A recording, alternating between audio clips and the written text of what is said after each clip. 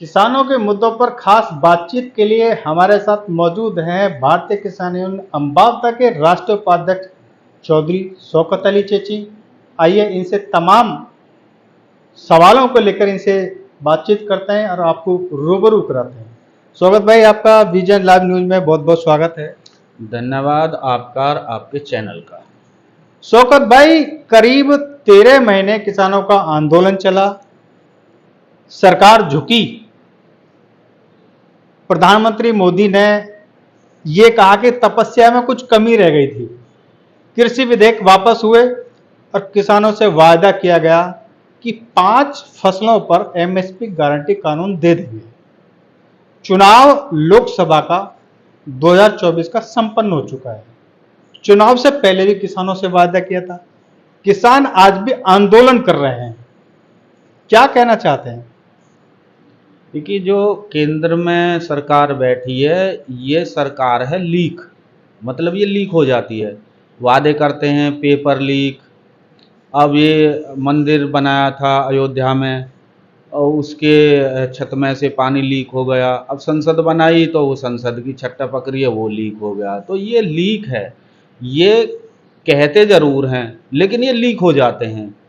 अब आपने सवाल किया है कि भी 5 फसलों पे एमएसपी देने का वादा किया, तो 23 फसलों पे तो पहले से ही चली आ रही है। अब इन्होंने 5 का क्यों दे रहे हैं? किसान मांग रहा है, देश का अन्नदाता मांग रहा है कि भाई सभी फसलों पर एमएसपी पे गारंटी कानून बना दिया जाए। तो इनको आपत्ति क्या है? ये सरकार है कि ये पता नहीं क्या है। बड़ा हंसी आती है इनकी कारस्तानियों को देख करके। ये लोगों के मुद्दों को भटका देते हैं, जो जायज मांगे हैं उनकी करते नहीं, लेकिन उद्योगपतियों की झोलियां ये खूब भर रहे हैं। अब जब 13 महीने आंदोलन चला था, उसमें 750 से ज़्यादा किसान उसमें शहीद हो गए थे और कोई किसी तरीका का ऐसा मामला नहीं आया था कि किसानों की तरफ से कोई गलती की गई हो। आंदोलन में शांति प्रिय धरना था, उनको अपमानित किया गया आतंकवादी, खालिस्तानी, पाकिस्तानी, परजीवी, न जाने किन किन नामों से। और वो 13 महीने के बाद में वादा करा कि भाई ठीक है, आप जो है चढ़े, हम अपने तीनों कृषि बिलों को वापसी ले लेते हैं और इस पे जो है हम वादा करते हैं कि भी सभी फसलों पर गारंटी कानून बनाएंगे। लेकिन हुआ कुछ नहीं। अब सवाल सबसे बड़ा ये है कि भाई ये 5 फसलों पर एमएसपी बनाने की बात क्यों कह रही है केंद्र सरकार, जबकि 86 के करीब जो मुख्य फसलें हैं किसान पैदा करता है। वैसे टोटल 125 के आसपास में हैं, लेकिन मुख्य फसलें हैं 86। जब प्रिंट लग करके एक माचिस भी बाजार में आती है, हर आदमी जो अपना प्रोजेक्ट बना रहा है वो प्रिंट लगा करके बेच रहा है। तो किसानों को अगर एमएसपी पे गारंटी कानून बन जाएगा तो उसमें किसानों का भी लाभ होगा, लगभग देश की 90% जनसंख्या का लाभ होगा। सवाल सबसे बड़ा ये है कि जो उद्योगपतियां, व्यापारी हैं, जो बिजनेस कर रहे हैं, जो किसानों की फसलों से जो अंधाधुंध के दाम कमा रहे हैं, वो सरकार को फंड देते हैं। तो फिर किसानों पे इस वजह से जो है उनके माल की कीमत को नहीं लगा करके एमएसपी पे गारंटी कानून नहीं बनाने की प्रक्रिया, ये मोदी सरकार की या एनडीए सरकार की एक कारस्तानी है। भाजपा की तीसरी बार नरेंद्र मोदी के नेतृत्व में सरकार केंद्र में आसीन हो चुकी है। किसान आज भी आंदोलन कर रहा है, सिंधु बॉर्डर पर किसान आज भी बैठा हुआ है। क्या लग रहा है आपको, क्या एक नई रणनीति किसानों की होगी? देखिए, वैसे तो ये सरकार जो बैसाखी की सरकार है, मैं नहीं समझता कि ये शायद साल भर पूरी कर पावे। नीतीश कुमार को और चंद्रबाबू नायडू को जो है इन्होंने वो पैकेज दे करके पूरी देश की जनता का अपमान किया है और राज्यों का अपमान किया है। भाई जीएसटी, टैक्स, वैट तो सभी दे करके सरकारी खजाने को भरते हैं, तो सबको बराबर का अधिकार मिलना चाहिए था। अब सवाल सबसे बड़ा ये है कि भी किसान आखिर करेगा क्या? किसान जो है इस टाइम पे बहुत ज़्यादा उत्साह में है। किसानों की बदौलत बीजेपी की जो है ये लंगड़ी सरकार बनी हुई है केंद्र में, और विपक्ष जो है मजबूत हो गया है, विपक्ष उत्साह में है। तो किसान अब जो है आर पार की लड़ाई लड़ेगा। रणनीति सभी संगठन बना रहे हैं। हमारे माननीय राष्ट्रीय अध्यक्ष ऋषिपाल अम्बावता जी ने भी रणनीति तैयार की है। हम 10 तारीख को हमारा सम्मेलन है लखनऊ में, चारबाग में, और कल हमारी कॉन्फ्रेंस है दिल्ली में। तो रणनीति हमारी तैयार कर रही हैं, बाकी और संगठन अपनी अपनी रणनीति तैयार कर रहे हैं। और जब तक सभी फसलों पर एमएसपी गारंटी कानून नहीं बनेगा, बिजली फ्री नहीं होगी और जितना किसानों का कर्ज है वो पूरी तरीका से माफ नहीं होगा। उद्योगपतियों के तो 16 लाख करोड़ रुपए माफ कर देते हैं और किसानों का ये माफ नहीं करते, जबकि किसान तो वोट भी देता है। देश की सीमाओं की रक्षा करने में मुख्य भूमिका, यानी देश की आर्थिक व्यवस्था को किसान अपने कंधों पर लगभग 70% संभाले हुए है। तो ये जो सरकारें हैं, मैं केवल इसी की बात नहीं करूंगा कि बीजेपी है, लेकिन सभी सरकारों ने इग्नोर किया, लेकिन बीजेपी ने तो सारी हदें पार कर दी हैं। जो अपमानित अन्नदाता इस बीजेपी सरकार में हुआ है, शायद किसी पार्टी में नहीं हुआ है। नई सरकार मोदी के नेतृत्व में चल रही है, आ चुकी है। हाल में बजट भी पेश किया गया है, तो बजट में तो किसानों के लिए काफी कुछ प्रावधान किए गए हैं। किसान खुश है इससे? आपका बहुत जोर का मुख्य बिंदु है। वैसे आप भी जो है गोदी मीडिया वाली बात कर रहे हैं, इन्होंने क्या किया है भी किसानों के लिए? मेरा ख्याल है शायद 152 लाख करोड़ रुपए का इन्होंने बजट रखा है और देश का जो बजट है लगभग 48 लाख करोड़ रुपए का है। तो किसान, अभी मैंने जिक्र किया कि 70% किसान अपने कंधों पर देश की आर्थिक व्यवस्था को संभाले हुए और देश की सीमाओं की रक्षा करने में भी 70% किसानों का योगदान है। किसान के माल की कीमत नहीं मिल रही। आपने बजट की बात की है, तो बजट में आखिर इन्होंने किया क्या है? इस केंद्र सरकार ने सभी जो बजट घटा दिए इन्होंने, चाहे शिक्षा का हो, चाहे चिकित्सा का हो या अन्य जो भी बजट है। और किसान को तो ये समझो कि एक किस्म से अपमानित किया है इस बजट को पेश करके। अब खरपतवार नाशक दवाइयाँ हैं, डीएपी है और आपका बीज है। बीज इतना खराब स्थिति चल रही है बीज की, बेमौसम बरसात हो गए, बाढ़ का प्रकोप देख लो, पूरे देश में कितना बुरा हाल है। सबसे ज्यादा किसानों की फसल नष्ट हो रही है, किसानों के घर बर्बाद हो रहे हैं, उनके मवेशी बह गए हैं। सूखा पड़े तो किसान पर आफत पड़े, मंदी की मार पड़े तो किसान पर पड़े और बारिश की मार पड़े तो किसान पर पड़े, और किसानों का बजट बना रहे हैं ये इतना सा। तो ये जो है ये किसानों के साथ में एक भद्दा मजाक किया इस केंद्र सरकार ने। अब इस केंद्र सरकार का, यानी बीजेपी सरकार का, एनडीए सरकार का पतन की तरफ जाने का इनका सिस्टम बन चुका है और विपक्ष तो मजबूती से खड़ा ही है, लेकिन जितने भी देश के किसान संगठन वो सारे लामबंद हो रहे हैं और इनको घेरने की रणनीति तैयार हो रही है। बजट की बात चल रही है। प्रधानमंत्री नरेंद्र मोदी बनारस से सांसद हैं। पिछली बार भी जब 2014 में सरकार आई थी तो उन्होंने ये कहा कि मुझे मां गंगा ने बुलाया है। क्या कहेंगे इस बार उत्तर प्रदेश को क्या मिला बजट में? बहुत अच्छा आपका सवाल है। देखिए, सबसे ज़्यादा उत्तर प्रदेश ने प्रधानमंत्री दिए हैं और तीसरी बार भी माननीय मोदी जी प्रधानमंत्री उत्तर प्रदेश से ही बने हैं। तो माँ गंगा ने तो ये शायद इनको बुलाया या यहीं नहीं बुलाया, लेकिन हाँ, उत्तर प्रदेश के खासकर किसानों ने इनको भगाने का प्लान जरूर बना दिया है कि ये 33 पे सिमट करके रह गए, इंडिया गठबंधन को मजबूत कर दिया। अब रहा बजट का सवाल। बजट में इनके वादे थे कि 14 दिनों में गन्ने की पेमेंट हो जाएगी। अब ये कहते हैं कि भाई हमने इतने लाख करोड़ रुपए गन्ने का पेमेंट कर दिया। अभी भी लगभग 5,000 करोड़ रुपए किसानों का बनने को बकाया है। अलग अलग किसान जो है गन्ने मिलों पे और डीएम कार्यालयों पे धरना दे रहे हैं। 3-3 साल से उनकी पेमेंट नहीं हुई है। लगभग मेरे ख्याल है 335 के करीब का गन्ने का इन्होंने रेट जो है कर रखा है। जबकि अगर लागत को देखा जाए, आज की महंगाई को देखा जाए तो 500 रुपये क्विंटल के हिसाब से गन्ने का रेट होना चाहिए। अब सवाल इस चीज का है कि भाई उत्तर प्रदेश को दिया क्या? उत्तर प्रदेश की गैल केंद्र सरकार ने, बीजेपी सरकार ने बहुत बड़ा मजाक किया है। उत्तर प्रदेश को कुछ नहीं दिया। हाँ, इतना जरूर किया कि इनके मामले लीक जरूर हो रहे हैं, चाहे किसी भी स्तर को लेकर लो। अब देखो पुल कितने टूट रहे हैं और आवारा पशुओं से किसान जो है इतना दुखी है, परेशान है, उसमें आम लोग भी, आप जैसे बुद्धिजीवी पिस रहे हैं, रोड पे जा रहे हैं। अभी आप ये लीक की बात कर रहे हैं, पेपर लीक और सारा कुछ जो लीक है, यानी लीक पार्टी की सरकार। तो इसमें बताइए, गौतम बुद्ध नगर में ग्रेटर नोएडा प्राधिकरण है, उसमें किसान आबादी को लेकर, बैकलीज को लेकर एक एसआईटी गठित हुई थी। उस एसआईटी की जो रिपोर्ट है वो पिछले महीने यानी जून में सौंपी जानी थी, लेकिन शासन को सौंपे जाने से पहले ही वो लीक हो गई। क्या कहेंगे? भी अभी मैंने जिक्र किया था, आप भी बता रहे हैं उसी बात को, ये है लीक पार्टी। ये लीक से हट करके चलते हैं या इनके मामले लीक हो जाते हैं। चाहे मैं बात करूं वो कांवर वाले मामले की, अब इन्होंने उत्तर प्रदेश में योगी जी ने जो है वो नजूल वाला मामला उठा दिया।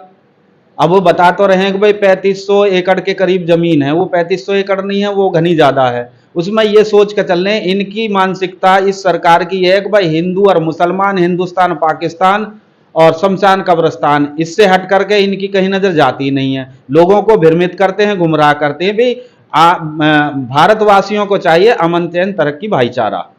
भाई रोजगार पे ध्यान दें, महंगाई पे ध्यान दें, भ्रष्टाचार पे ध्यान दें। खुलेआम भ्रष्टाचार हो रहे हैं, खुलेआम लूटपाट हो रही है।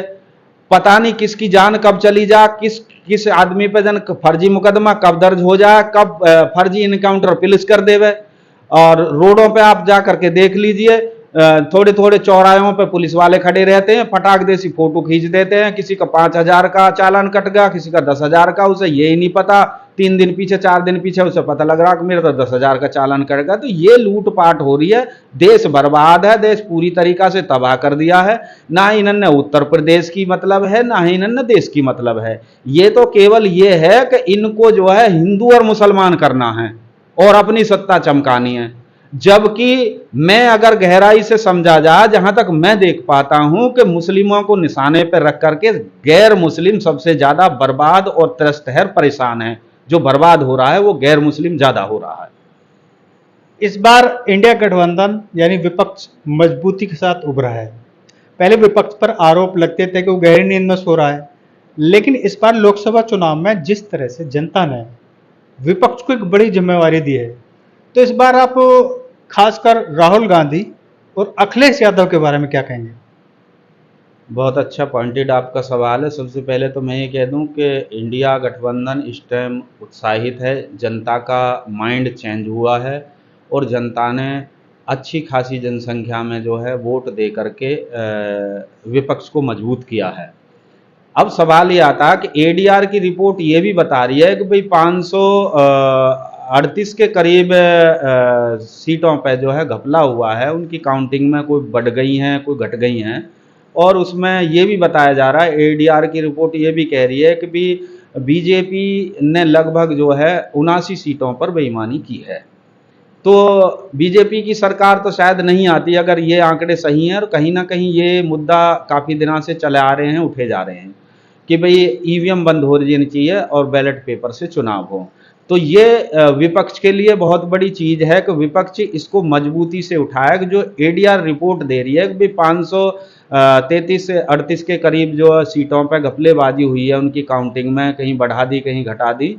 और 79 सीटों को वो बता रहे हैं कि जो बेईमानी से बीजेपी ने जीती है। तो इस हिसाब से तो एनडीए गठबंधन सरकार में नहीं आता, इंडिया गठबंधन सत्ता में आता केंद्र में। आपने जिक्र किया है अखिलेश जी का और राहुल जी का, तो मैं तो ये कहूँगा कि जैसे एक फिल्म आई थी आज का अर्जुन, तो राहुल जी आज के अर्जुन हैं और अखिलेश जी उनके साथ में सारथी बन के खड़े होते हैं। यानी ये दो लड़कों की जोड़ी ने बीजेपी की या मोदी जी की जो है मतलब हवा खराब कर रखी है, नींद उड़ा के रख दिया। हवा खराब है, उन पर बोले कोई जवाब नहीं बन रहा। और मुझे ऐसा लग रहा है कि शायद आने वाला समय और बीजेपी के लिए खतरनाक होगा, क्योंकि विपक्ष में मेरा अंदाजा ये है कि शायद 55-56 के करीब अच्छे सांसद वहां पहुंचे हैं, जनता ने जो चुन के भेजे हैं उनके बहुत कड़क जवाब हैं। और मान के चलें कि अखिलेश जी की और राहुल जी की जोड़ी जो है कमाल करके उन्होंने पूरे देश में और संसद में दिखा रखा है और विदेशों में भी इनकी चर्चा हो रही है। आप कह रहे हैं कि बजट में उत्तर प्रदेश की अनदेखी की गई है। उत्तर प्रदेश की 10 सीटों पर उपचुनाव होने जा रहा है, क्या इसमें भाजपा को झटका लगेगा? देखिए, सबसे पहले मैं आपके एक सवाल का जवाब दे दूं। आपने गौतम बुद्ध नगर का जिक्र किया था कि ये क्या है कि ये लीक वाले मैटर हैं, इनके लीक ही होता है। किसान का बैकलीज का मामला हो, 64% हो, आबादी का मसला हो, चाहे वो जेवर के अंदर इन्होंने जो है अर्बन एरिया उन गांवों को घोषित कर दिया, जबकि वो 2013 का जो कानून था कि भाई 4 गाना मुआवजा जो है ग्रामीण को मिलेगा सर्किल रेट के हिसाब से, 2 गुना जो है शहरीकरण को मिलेगा। उस मामले को पलट करके इन्होंने उल्टा पुल्टा कर दिया। अभी जो है मेरा ख्याल है शायद टिकैत वाले यहाँ धरना भी दे रहे हैं अथॉरिटी पे।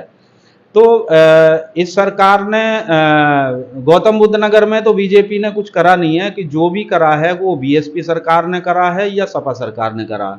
बीजेपी ने केवल यहाँ लूटपाट करी है, उल्टे सीधे कानून बनाए हैं और किसानों को मतलब इस गौतम बुद्ध नगर का दुश्मन मान के चलें। आपने जिक्र कहा उपचुनाव के बारे में, तो देखिए उपचुनाव में जहां तक मेरा मानना है, अगर इंडिया गठबंधन ने प्रत्याशियों का सही चयन करके उतार दिया तो 10 की 10 सीटें इंडिया गठबंधन जीत जाएगा, ऐसा मेरा मानना है। आखिरी सवाल, देश में 4 राज्यों पर विधानसभा चुनाव होने जा रहे हैं, क्या रुख रहेगा? देखिए, जो आपने 4 राज्यों का जिक्र करा, मेरा ख्याल है उसमें शायद कश्मीर है, हरियाणा है, महाराष्ट्र है और शायद छत्तीसगढ़ है। ये शायद 3 महीने के बाद में वहाँ आचार संहिता का कोई चुनाव आयोग घोषणा कर देगा। तो जो सिचुएशन अब इस टाइम पे बन रही है देश में, जो सत्ता पक्ष की बन रही है और विपक्ष की बन रही है, मेरा मानना ऐसा है कि वहाँ जो है बीजेपी शायद वहाँ सत्ता में नहीं आएगी। बीजेपी का मामला बहुत खराब पोजीशन में चल रहा है। चाहे वो आपने बजट का जिक्र किया था, बजट में जो इन्होंने किया है, तो बजट में ये सूचना है कि भाई 16 लाख करोड़ रुपए केंद्र सरकार जो है ऋण लेगी। तो देश पे लगभग 270 लाख करोड़ रुपए तो पहले ही कर्ज है। अब जो है वो 16 लाख करोड़ रुपए और कर्ज लेकर के देश को कर्ज में डुबोया जा रहा है। लगभग 12 लाख करोड़ रुपए हर साल जो है देश उस कर्ज का ब्याज भर रहा है। तो ये कहाँ से आएगा? ये चीज़ें जनता के बीच में जा रही हैं। देखिए, मैं फिर दोबारा से कह देता हूँ कि देश की जनता अब भ्रम में नहीं है। वो ये सोच रही थी कि भाई 15 लाख सबकी 15 लाख सबकी झोली में आ जाएंगे, अच्छे दिन आ जाएंगे, रामराज आ जाएगा, महंगाई खत्म हो जाएगी, भ्रष्टाचार खत्म हो जाएगा, डॉलर 85 के पार पहुंच गया और सोना 75 पे पहुंच गया। अब उसमें से 6.5% टैक्स घटा दिया ड्रामा करने के लिए। विदेशी कंपनियों को बुलाने की बात कर रहे हैं। मोदी जी खुद कह रहे हैं कि हमने 300 कंपनियों को बंद कर दिया, 3 लाख कंपनियों को बंद कर दिया। तो 3 लाख कंपनियों को बंद करके मोदी जी ने क्या तीर मार दिया? बेरोजगारी बढ़ा दी। वो कंपनियां बंद हो गई, किसी में 500 आदमी थे, किसी में 200 थे, किसी में 1000 थे। बेरोजगारी इतनी चरम सीमा पर पहुंच चुकी है। तो अब मुझे नहीं लगता कि जो 4 राज्यों में चुनाव हो रहे हैं, आने वाले हैं जो चुनाव होंगे, उसमें बीजेपी का सफाया हो जाएगा, ऐसा मेरा मानना है। आपका विजन लाइव न्यूज से बात करने के लिए बहुत बहुत धन्यवाद। धन्यवाद आपका और आपके चैनल का। आशा करता हूं आप किसानों के मुद्दे को, गरीब, असहाय, सभी जाति धर्म के लोगों के मुद्दों को आप बड़ी शालीनता से उठाते हैं। ऐसे ही आप उठाते रहें, ऐसी मेरी कामना है और ऐसी आपसे मेरी उम्मीद है। धन्यवाद आपका और आपके चैनल का। तो ये थे चौधरी शौकत अली चेची, राष्ट्रीय उपाध्यक्ष भारतीय किसान यूनियन। इनका ये साफ कहना है कि मोदी सरकार ने चुनाव से पहले 5 फसलों पर गारंटी कानून देने का वायदा किया था, लेकिन अब तीसरी बार केंद्र में सरकार आ चुकी है, अभी भी पूरी तरह से वो विफल साबित हुई है। इनका ये साफ कहना है कि किसान आज भी आंदोलन कर रहा है। 5 फसल नहीं बल्कि सभी फसलों पर एमएसपी गारंटी कानून लेकर ही रहेगा। इसके लिए चाहे किसानों को आर पार की लड़ाई लड़नी पड़े। इनका ये साफ कहना है कि जल्दी ही लखनऊ में एक बड़ी बैठक होने जा रही है और उसमें एक नई रणनीति बनाकर सरकार को झुकाने का काम किया जाएगा।